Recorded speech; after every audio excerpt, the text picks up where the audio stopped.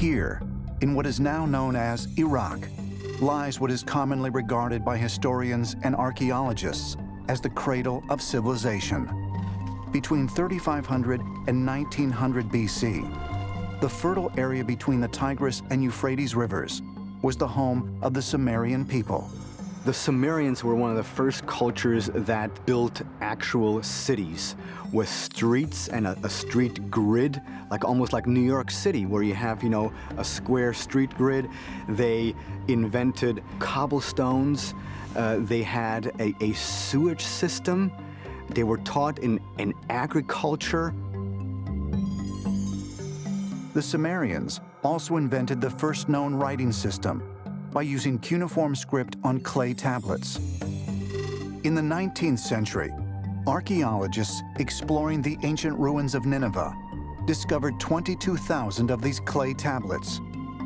When they were later translated, the texts described many stories similar to those found in the Judeo-Christian Bible. Virtually every story that's in Genesis, the flood story, Adam and Eve story, they all have precedence with the ancient Sumerians.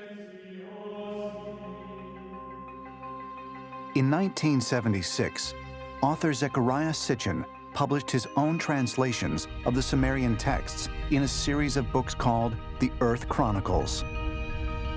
According to Sitchin, the clay tablets describe an alien race known as the Anunnaki, who came to Earth to mine gold. Zecharia Sitchin has essentially suggested that the reason why we were visited in the remote past is because the ancient astronauts' home planet needed gold for their atmosphere, and that their gold content in the atmosphere was depleting. So they came to Earth in order to mine gold and bring it back to their home planet. But why gold? What are the unique properties of this precious metal that might make it important and worth traveling through the galaxy for? If you look at Zecharia Sitchin's theories that ETs came down from another planet in our solar system, which is on a 3,600-year elliptical orbit, that they were running out of minerals and gold specifically that they somehow needed to line their atmosphere with. These extraterrestrials, they just first measure our planet. And they have the instrument to find out where on this planet do we find raw material. Through their incredible equipment, they find a planet that has this. It's got gold. So they decide, we're going to go there and we're going to mine. So they send some expeditions to planet Earth. All of a sudden, they get here, and the factions begin to say, well, there's a lot of gold here, but we're not digging it out. What are we going to do? We need workers. The story that came down to the Sumerians is that the Anunnaki were mining gold on the Earth. And the run-of-the-mill workers complained, said, this is really hard work and we're tired. We don't want to do this anymore. And so they had a big council. They decided to create a primitive worker called an Adamo.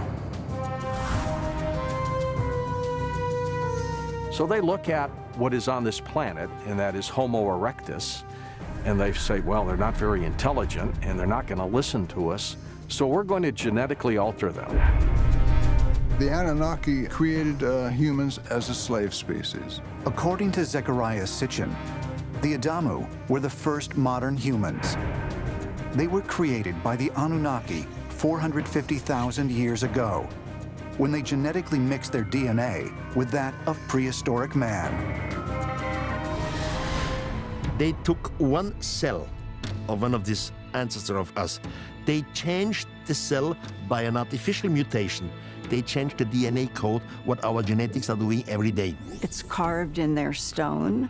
This is not something made up. This is part of the Sumerian history. They believed that the gods came down and created them, and they were their slave species. They knew that, and they didn't have any philosophical beliefs about the purpose of man or anything. If you believe Sitchin's theory that mankind was created by ETs for slave labor, all of a sudden it makes sense. And then when you look at the biblical terms of what may have happened, Adam and Eve, sure, they may have been two individuals back a long time ago, the beginning of time. But perhaps Adam and Eve were the first of the genetically created human beings.